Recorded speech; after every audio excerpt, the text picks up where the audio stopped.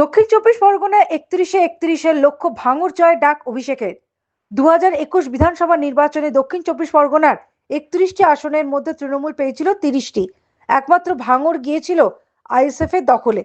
সেই ফলাফলে পুনরাবৃত্তি ২০২৬-এ চান না বলেই বারুইপুর পূর্বে জনসভা থেকে স্পষ্ট বার্তা দিলেন তৃণমূল কংগ্রেসের সর্বভারতীয় সাধারণ সম্পাদক অভিষেক বন্দ্যোপাধ্যায়।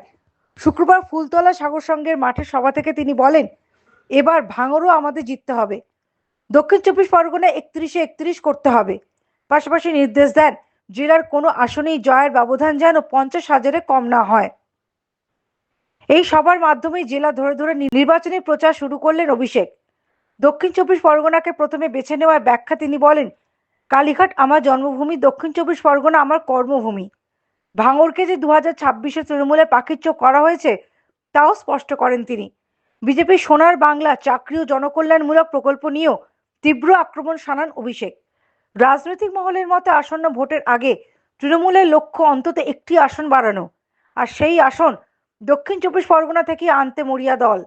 কালীঘাট যদি আমার জন্মভূমি হয়, দক্ষিণ চব্বিশ পরগনা আমার কর্মভূমি। কংগ্রেসের আসন সংখ্যা এবং ভোট শতাংশ 2021-এর নিরিখে 26-এ বাড়বে।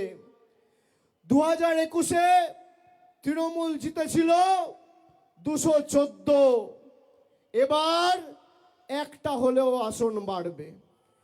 আপনাদের কথা দিতে হবে সেই একটা আসন যেন এই দক্ষিণ চব্বিশ পরগনা থেকে হয়। এবার ভাঙড় তৃণমূল কংগ্রেসকে জিততে হবে, 31-31 দক্ষিণ চব্বিশ পরগনা করতে হবে। Bureau report, the United India news.